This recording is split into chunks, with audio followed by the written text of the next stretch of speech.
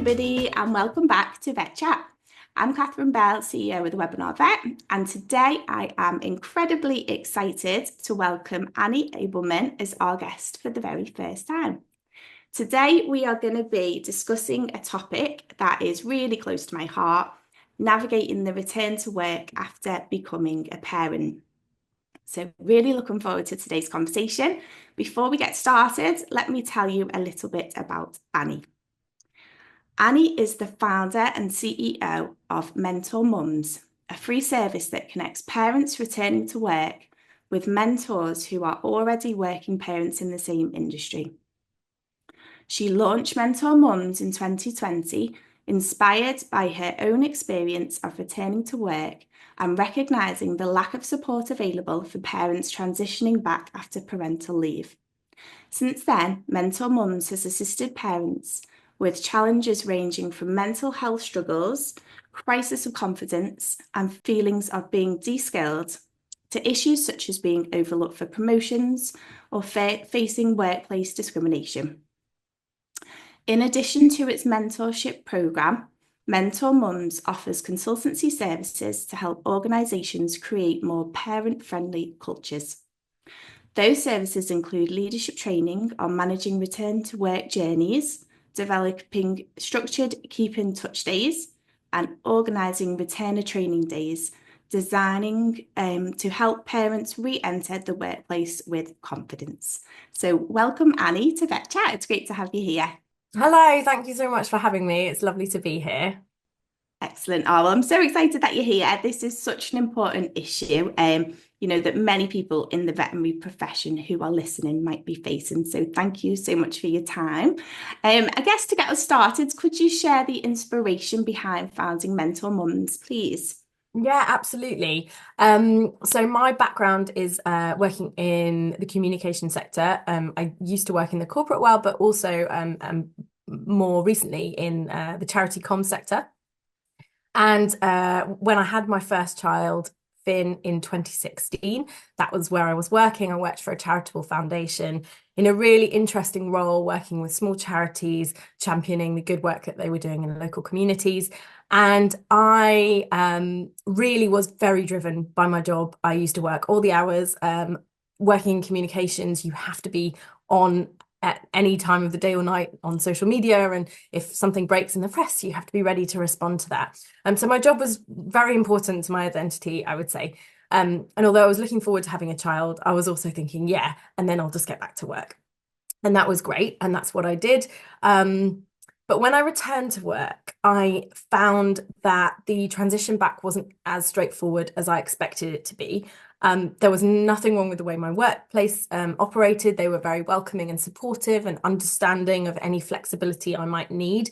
But I wasn't expecting that shift in identity for myself. So firstly, the fact that you have to work strict hours because you've got nursery pickups, you've got another person to prioritize.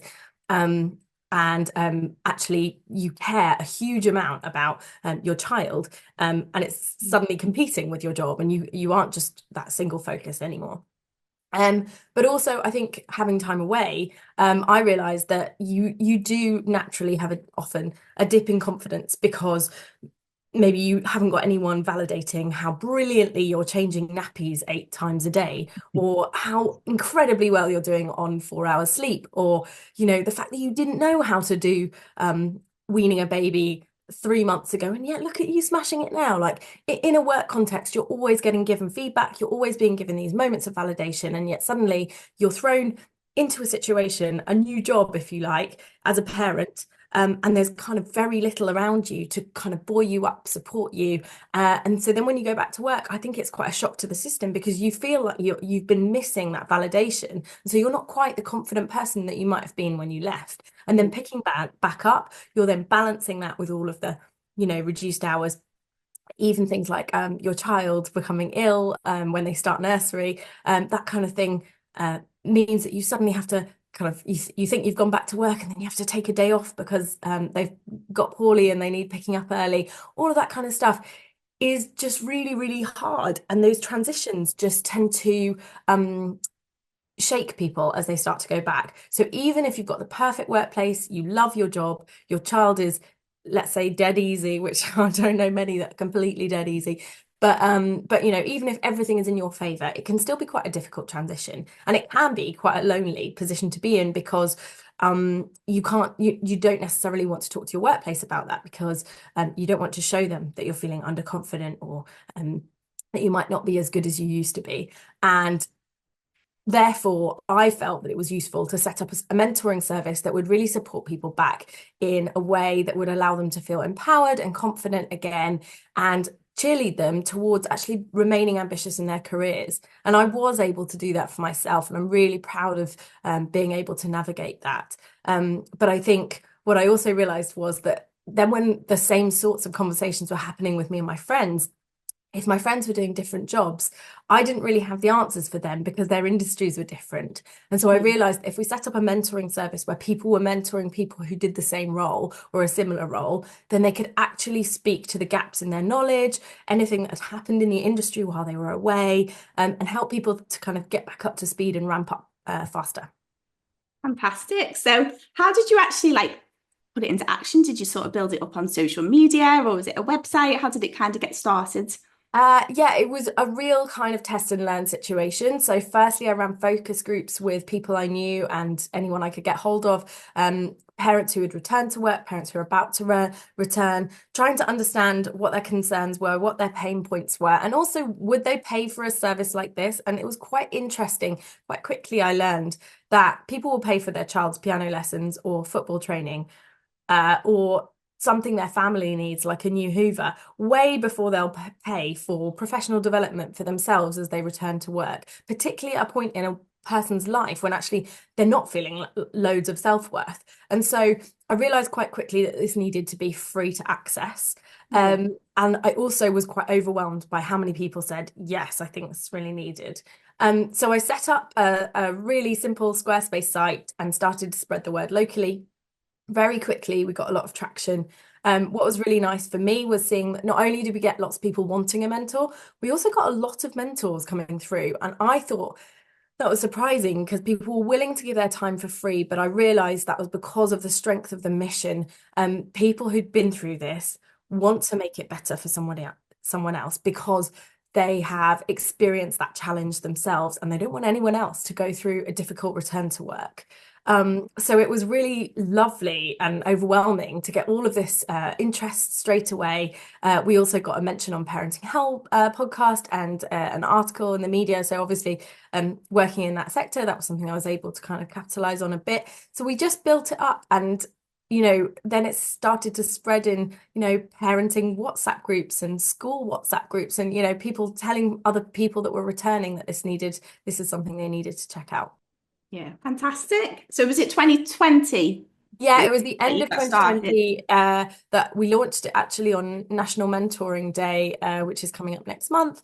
So yeah, that's something that I thought was a good hook for it, and yeah, we launched it then, and it's we've never looked back. Oh, fantastic. Yeah, and it's interesting. I was exactly the same. So I have been involved with Mentor Mum since 2022.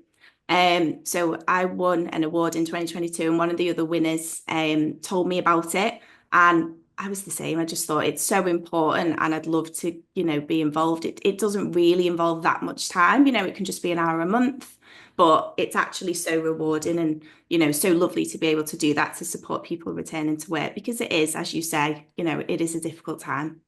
Yeah, absolutely. Let me explain a little bit about how it works. So, we always wanted this to be quite a light touch process. So mentees will always take the onus if they can on getting in touch with their mentor and organizing the meetings and trying to kind of keep that relationship going in a strong way. Sometimes they bring objectives to the conversations. Sometimes they don't exactly know what they need. But what we encourage mentors to do is take mentees on a journey from kind of support at the very beginning, where people just need cheerleading back to work and they need telling that they're actually brilliant and that remember how brilliant they were at their job before they left and all of these kinds of things. It's all going to be okay. Lots of other people have done this before you. This is what I did in those situations. And then as they go through the mentoring process over 3 to 6 months usually, we encourage them to then challenge their mentee to really look to the future. think about what's next for them in their career, what's next for them in their family life, and plan, okay, well, if I don't have this mentor forever, because obviously it will come to an end, what does the future look like and what's my roadmap? And so by giving people those skills and that little sounding board to think about those issues, it kind of gives them a bit of a future path. And for the mentor, we ask that they commit to 6 hours over those 3 to 6 months, so about an hour a month. Some people choose to do it more intensely, so maybe, every other week, perhaps. Some people will spread it out more. And we always ask that mentees get involved when they've just returned to work rather than before they return. And the reason for that is because people tend to be quite worried about lots of things like, how will I manage the nursery drop-offs and pickups? And for me, I think that's one of the easiest things because you just have to be there. Like it's not easy to run out of a meeting, but you're going to do it anyway, even if it leaves you stressed. But things like, how do I present to the board in my organization this amazing piece of work that I've done when I'm sleep deprived? I seem to still have some sort of baby brain. I'm in the middle of giving up breastfeeding and my hormones are all over the place. Like those are the real challenges I find. Or sometimes it's the curveballs that come from not knowing that actually while you've been off, your manager's changed and you suddenly have to get used to being managed by somebody different with a different management style who doesn't know your work. So those sort of curveballs are the things that I think mentors are really strong at supporting with, but they don't come around until someone returns to work. So it's about kind of holding that time and space once you return so that someone can kind of be alongside you on that journey. And I don't know if that's how your experience felt as a mentor, Kathryn. Yeah, absolutely. I mean, I think with the first mentee that I had, we were both quite similar, I would say, in terms of our experiences and like the age of our kids and things like that. And yeah, we both had lots to talk about, but we did, as you said, we set objectives and we tried to follow them and we'd stuck to the kind of hour a month. Whereas second time round, it was much more intense in a shorter period of time and we were doing it every week just for a few weeks. And I think both covered similar issues and conversations, but were both very individual as well. But I mean, I just think it's a wonderful thing to be a part of, and I'd really recommend if anybody listening, if they can give a little bit of time, or even on the other side of it, if they feel like they need that additional support, I'd really recommend getting in touch with Mentor Mums because it is fantastic. And did you feel like it was a learning experience for you when you mentored? Absolutely. Yeah, I think it was I think I learned a lot about myself. It was quite reflective as well, to kind of reflect on my own kind of experiences and, have moments where, you still question yourself, did you do the right thing, did or not? But I think for me it was, it left me feeling quite proud with how I handled the whole, returning to work. But also I learned a lot now what I can hopefully, pass on to my team as well. Yeah, I also try to have a mentee most of the time. And I tend to also be surprised at some of the things I do quite instinctively now that I must have learned at some point. And it kind Yeah. of gives you that reflection that actually you've come on a journey yourself. And I'm now just back from my third maternity leave now. So I've got a 10-month-old and I've got a 2.5-year-old and a 7-year-old.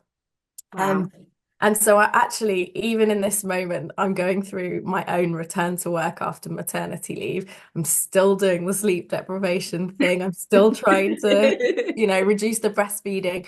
And Yeah. every time, every child has been different. Every Mhm. return to work has been different. And so, yeah, I think we're all still learning. Yeah, absolutely. Oh no, I can't believe you've got a 10-month-old. I That's know, I incredible. know. And Yeah, to be it's doing a mad. podcast this early in the morning. Well, actually, I hate to say it, but I've been up for hours.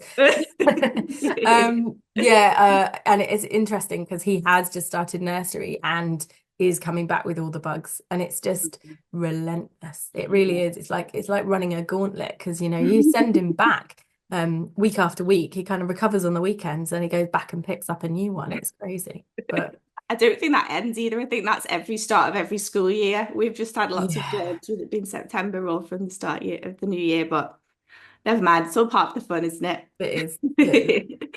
Brilliant. So can we just touch upon workplace culture? I know we touched upon it very briefly earlier, but how do you find that Mentor Mums assists workplaces in creating a more parent-friendly environment? Sure. I think that when I started Mentor Mums in 2020, I was quite naive. I didn't work in an HR background, and I pretty much thought that men and women were equal in the workplace, and that maternity leave was there for mums, and that was great, and dads if they wanted to take paternity leave. I think I assumed that once you were back at work, that was you had your childcare set up, and you were kind of back where you were. And I think what I've learned is that there are so many challenges still in place. Firstly, as we've explained, the return to work isn't always easy. But also, since starting Mentor Mums, I have had so many calls. So we have an onboarding call with anyone that wants a mentor, or indeed anyone who wants to be a mentor. And that has given me and my team a real insight into how many people have faced a lot of challenges around their return to work. Issues around discrimination, which are often kind of not formal moments of discrimination, but things like being overlooked for promotion while you're out because you weren't in the office at the time that the promotion came up. And so you were just not considered for it. And no one wanted to contact you on your mat leave because they didn't want to interrupt. And so maybe a position that you were really hoping might come up for 3 years has suddenly come up and gone to one of your colleagues internally while you were off. In situations like that, there's kind of nothing that can be done. You know, someone can apologize to you once you come back, but actually the horse has bolted and the opportunity has passed. So I think what's really important with issues like that, and also just how we support someone through the tricky nature of returning, is about educating managers who might not really see what those challenges look like. Because, as I said, from the outside, it looks like you've got your kids in childcare, you're back in the office. Why is it hard? So I think what we need to do is help managers who aren't parents to understand not just how to return well, but actually how does someone leave well? How do they leave? Understanding what their maternity, paternity leave cover is going to be doing, what they're responsible for, what objectives that person is going to try and tick off just before they go. If there's some sort of annual review system, what happens with that? Because a lot of people then get penalized if they don't get to finish the year. They might not get their bonus in a situation where you get bonuses because they didn't finish the year and they didn't finish their objectives, all of that kind of thing. So actually, we can really educate managers and leaders in how to leave well, how to set someone up for success, how to make them feel really confident in the fact that they are still a valued member of the team, how to think about keep in touch days and why they're important and how they can be used effectively. So sometimes that's things like how to bring people into recruitment processes. If they've got people in their team, there might be a bit of flux. If you bring them back in for recruitment or for strategic days and things like that, it can just really help them to feel embedded.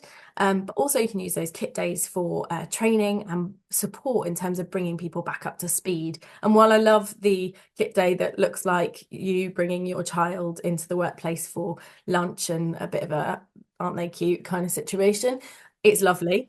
I don't think, in my experience of how returners feel, I don't think it makes anyone feel better. I think actually it can even be undermining because then what you're saying to the world as you go back in that guise is, I'm a parent now.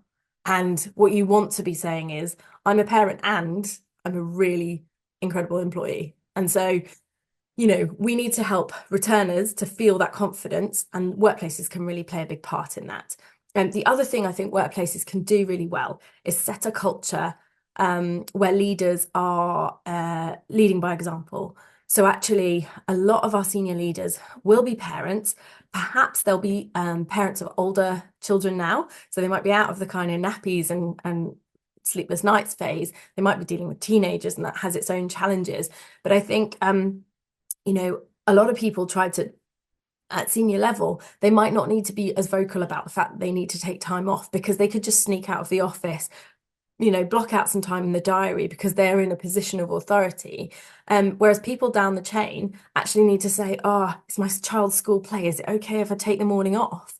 And actually, there's a lot to be said for leaders who will openly say, I'm taking the afternoon off because it's my child's school play. And by leading by example, you show the rest of your culture that that's okay to do and that parenting does matter because it is a part of your identity. And in sharing your vulnerability and your struggles and your juggling, I think workplaces can really show other people how to do it really well and give those employees confidence to be themselves at work and show up in a full way. And isn't that really what everyone's striving for in terms of well-being in the workplace, is like allowing people to be their whole selves and not have to hide the things that they're struggling with, which then might impact their work. Yeah, brilliant. Oh no, that's great. I saw something about that somewhere. It was called like leave loudly and make whatever level you're at, just make sure that you're being really open and Yeah, I think it was actually coined by a guy at PepsiCo. I forget his name right now. I'm sorry to him. But I think it was a guy at PepsiCo who first talked about that and just said like we need to get rid of this kind of hierarchical structure that means that people in authority can do what they want and other people need to ask permission.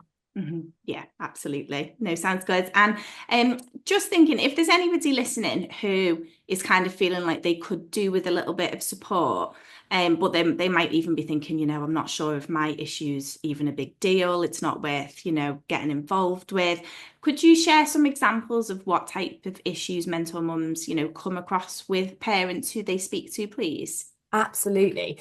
So the first thing to say is that we cover mentoring for all industries, which can be a real challenge for me. I've got a really, really strange little black book of contacts because it's everything from quantity surveyors to vets to theatre producers to all sorts of different professions. And so, yeah, there's no one too junior, too senior to have a mentor. So whatever level you're at, please come and get in touch with us. And we will try and match either at your level or we'll match you with someone more senior than yourself. And the onboarding call is really an opportunity for people to tell us the kind of issues that they're facing. And for some, that's quite emotional. Sometimes, actually quite often people will cry on that first call. We kind of expect it. It's the first time people have reflected often on what kind of an experience they've just been through. And it is an absolute kind of mad situation, becoming a parent and all of the changes that your life undergoes in that time. So yeah, quite often that is an emotional first call. They tell us how they're feeling, all the challenges they've faced. For some people, that's things like birth trauma or postnatal mental health issues. It could be that they've been made redundant on work from their job during their maternity leave, or it could be that they've been asked to go back far too quickly and they wish they could stay off for longer with their child, but they can't, so they don't feel ready. For some people, that means they feel separation anxiety, and some of the challenges are around feeling guilty that you're not with your child. Other people are feeling the opposite guilt, which is that they really love the idea of being back at work and they feel really bad about that. So there's a lot of that emotional stuff. And then for other people, they just feel like having a child has just kind of really stalled their career and they cannot wait to kind of get back on that career path. So they want to know, how can I progress quickly? How can I get to the next level? How can I push forward with my leadership skills? How can I become sharp again in what I do? And all of those things are welcome. And I would say, I think with everyone's experience, it's holistic, right? We can't be good at our jobs if we're feeling emotionally vulnerable. And we can't overcome our emotional challenges if our job is super hard. And so I think we have to look at everything in the round, and the whole idea of being mentored by somebody who both understands the industry that you work in, but also understands what it's like to be a working parent, hopefully allows us to kind of answer to some of those things. And all of the matching is done by people. It's a very personal process. And so in doing that, hopefully we can take into account things like, if someone's a single parent, or if someone has been bereaved while they've been becoming a parent, actually that has happened before, or perhaps someone has run into another kind of difficulty in their life, we can try and match based on specific criteria, or maybe somebody's got twins and actually they'd really love to talk to a twin parent because that's much more relevant for them. Yeah, sometimes we match as well as trying to find a job that's sort of similar. We'll also sort of prioritize a specific issue. Yeah, fantastic. That's great. Thank you very much. And what sort of advice do you have for parents who, might be a bit hesitant or unsure about returning to work? There's kind of not one set way to feel, is there, I guess, but what advice do you have for people who just feel that little bit unsure before they go back? It's a really good question, and there's definitely no silver bullet. As I said, this is my third time doing it, and I'm still learning.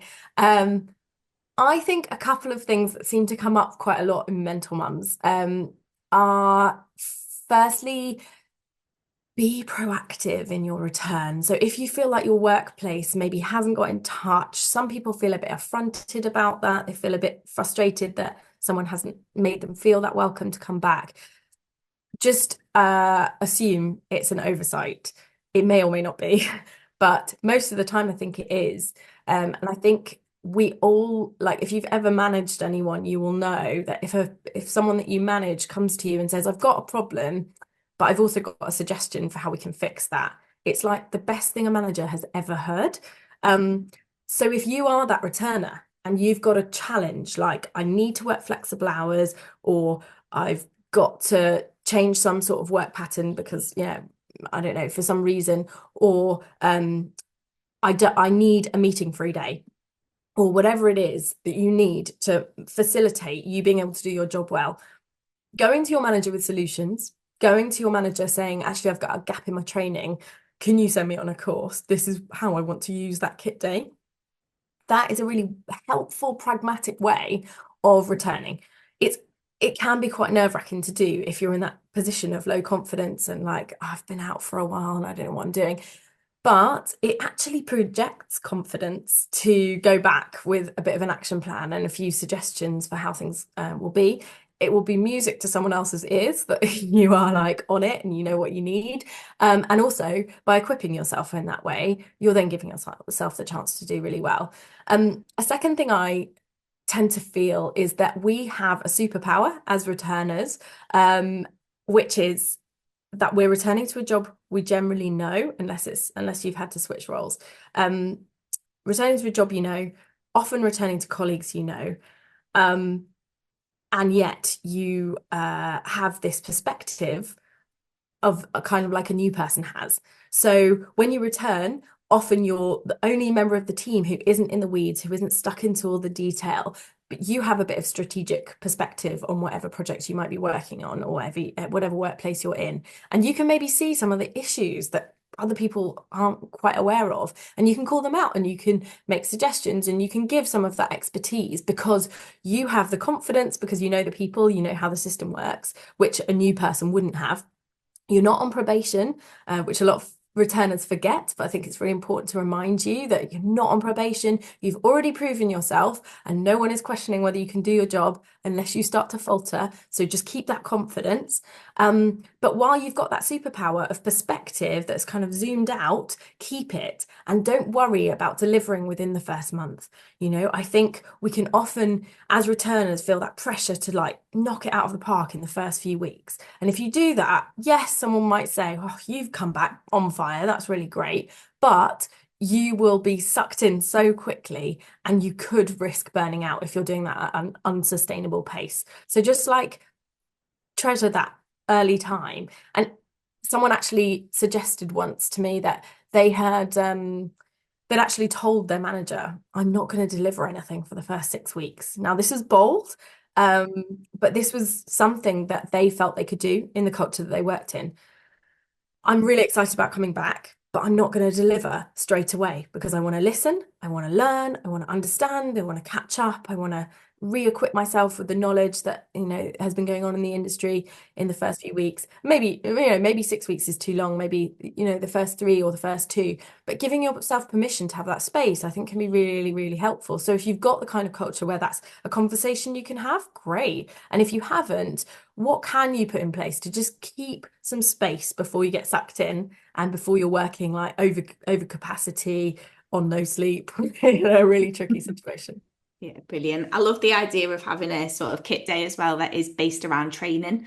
Hmm. 'Cause I think quite easily it can just end up being, pop into the office, everyone meets the baby, and I really like that idea of just, being really proactive and saying, I'd love to do this because so much can change, can't it, during the however long you're off for, especially if you do take around about 12 months. It is an awful long time. Yeah. So yeah, no, that's brilliant. And obviously, mentor mums, you've talked about the mentoring side of it, but you do also collaborate a lot, don't you, with employers on certain programs. Yeah. Could you tell us a little bit about those as well? Absolutely. So yeah, we're a social enterprise, and in order to keep the mentoring service completely free to access for anyone that needs it, we need an income stream as well. And our income stream is working with organizations that could improve their workplace culture, because we feel like we know from all the conversations we're having what the issues are and how workplaces could be better. And so, in a really positive way, we like to go in and empower people and give them that knowledge. And that comes in a few different forms. So, as I've mentioned, we can do management training that helps people think about the milestones someone might need to go through as they leave work and then return work. And that means that those managers with no experience of having children or distant experience of having children can feel really confident about the way they look after somebody, and invest in them and keep them in the team, because obviously there's a huge cost of people falling out of the workplace when they become parents because they didn't feel like their workplace could accommodate their needs, because those people are usually at a mid to senior level at that point. And so that's a huge kind of loss of talent. And then there's obviously the recruitment cost on top of that. So it's really important for workplaces to retain their returners, not just for the person involved, but also for the business. There is a business case for this. So we do workshops with management, we do workshops with returners to make sure that they feel equipped, and that can cover topics like time management or confidence or how to plan your next steps, or lots of different topics like that. But we also do one-off workshops for women in leadership, or webinars around mental health for parents, things like that, that people ask us about on an ad hoc basis. And the third thing we do is a kind of an overall diagnostic package where we'll go into an organization, we'll ask them what their pain points are, what their challenges are, and we'll kind of review how the return experience is for a lot of people. And then we'll make recommendations based on that, and then work with them on a longer term basis to try and address some of those. And this is all just about kind of creating cultures where working parents are included, because I guess once someone has a baby, that's not the end of the story, right? Like Kathryn, you'll know, having children who are slightly older now, the challenges don't go away, they just change. When people start school, that's like there's lots of anxiety for the child around that. When they become teenagers and they have exams, there's a whole different set of challenges when they have hormones coming into play and all that sort of thing as well. And so it doesn't go away. And lots of working parents feel like there isn't a space to be able to talk about that in the workplace. There are a lot of kind of working groups like parents and carers networks in a lot of organizations, but if that's not in place for your organization, then there's no one to necessarily talk about it. But also, even if it's there, you need that facilitation. You need someone to bring some content and someone to facilitate conversations in a positive, confidential, professional way. And that's something that we can offer. Brilliant. It's such a good thing to do, isn't it, with teams? I think it's it sounds incredible. And I think the results of doing things like that, not only would it really help with workplace culture and facilitating those conversations, but as you say, there's such a business case for these things as well and keeping people in work. So Yeah. yeah, fantastic. And how, if people, listening did want to get in touch about that, what's the best way for them to do so? So for all of our inquiries, the best thing to do is go to our website, which is www.mentormums.co.uk. That easy. On there, you can click to find a mentor or become a mentor. Or if you go to our corporate package page, you can find out a little bit more about our consultancy and you can click to inquire about that and we'll get in touch with you and book a call. Fantastic. Oh, that's great. Thank you. There was just two final things I just wanted to ask you about really quickly before we wrap up.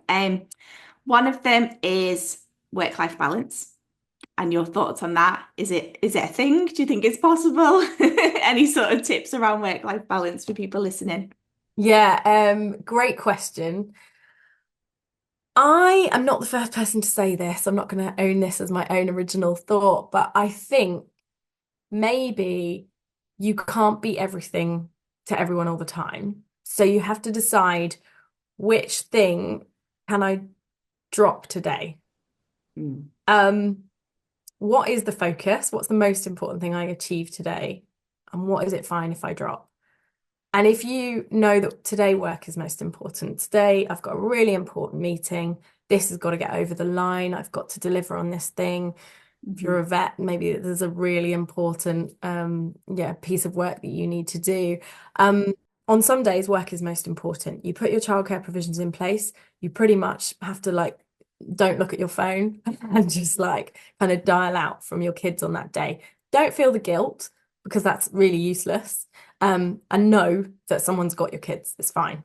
Yeah. On other days, your kids are the most important thing. And in those moments, don't feel the guilt about work. I think in those moments, you have to fully be present for your children because I think the thing that drives us all to mental overload is trying to be everything all the time. And we are in a culture where, something's buzzing in our pocket as we're talking to our children about what they've done at school. And it's so, so hard if that's a work message, or even if that's a message from Tesco saying the delivery is going to be late.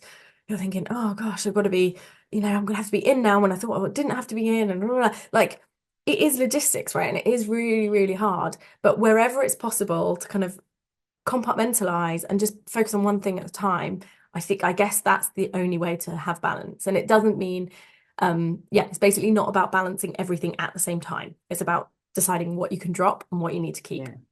Yeah, brilliant. That's great advice. Thank you, Annie. Yeah, and it's hard. It's not even just your phone now, is it? It can be your watch. It can be anything. It's like constantly.